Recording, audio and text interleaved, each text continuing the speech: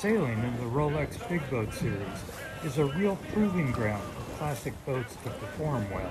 We had the first Rolex Big Boat Series Classic class, and that's where we got 5 boats together that all wanted to give it a go for 4 days.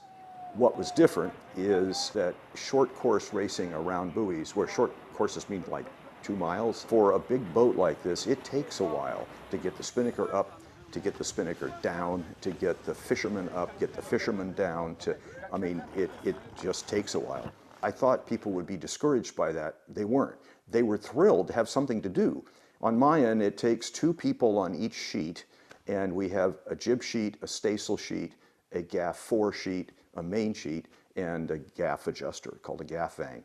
All of those take crew. So the crew has got something to do that's absolutely critical to the boat's performance, which is much more fun.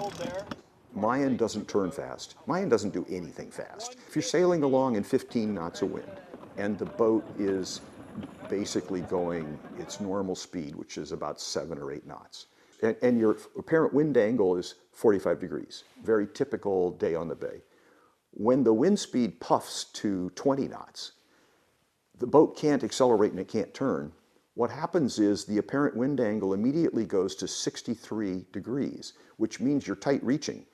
Well, if you turn to the helmsman and say, turn the boat, you're low, there's nothing I can do on the wheel that's going to, by the time I turn it, the puff will be gone. So you just let the boat reach. You don't turn at all. And so my job on the helm is to average the wind velocity and direction to have the minimum amount of helm input to kind of be in the center of the sweet spot. And then every time there's a puff, the guys ease out, and they'll ease out this far on a jib sheet. And then as the puff dies away, they crank it back in again. What that did was it allowed the schooner to basically be on a tight reach for, 30 seconds or a minute and a half. And the boat suddenly is now going 10 knots in the same direction that it was going 7 or 8. And we know we've been doing our job right trimming when all of the corrosion on the bronze is worn off and the center of the winches are bright, shiny bronze color, because that means the guys are out on every puff and grind it in, out and grind it in. And once again, the crew really has something to do all the time, and they know it.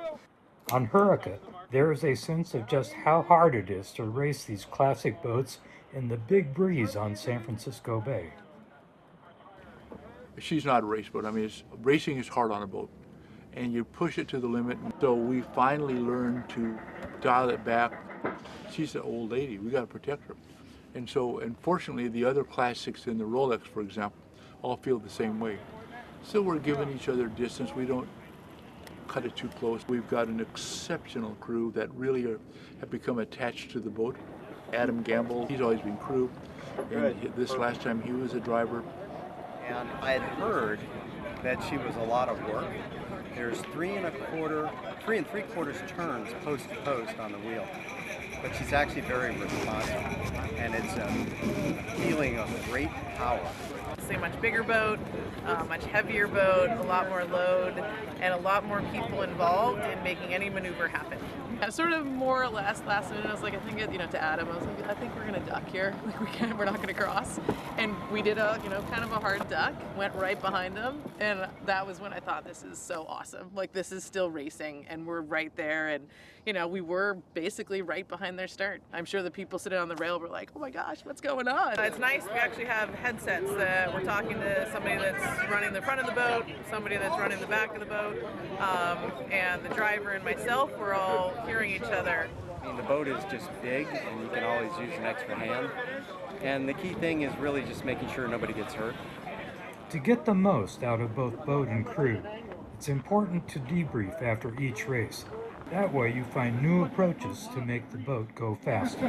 This boat loves this weather, Adam. It feels good. The really good boats that I've had the pleasure of sailing on, they all do a detailed debrief like that. We've always known that we have this mode where we can coast and come up and make it because we have so much momentum. Like we can't slow down, and we can't really speed up, and we can't really turn quickly. But with all of that, you did a really nice job, Bo. They're real pros, and they'll say things like, what happened at Mark 5? and some guy will put his hands up and say, that's on me. I was not here doing this, instead I was doing that, and that's on me. I blew it. We figured a lot out through our tacks. I think the first couple of tacks, when we were pulling the around the bobstay, that was tough for us, but we got better and better at that.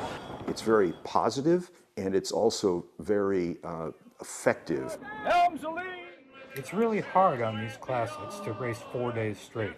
Both boat and crew look forward to the finish of the last race and a chance to recuperate. It's not a question of can these boats be saved for future generations, but whether we have the will to save them.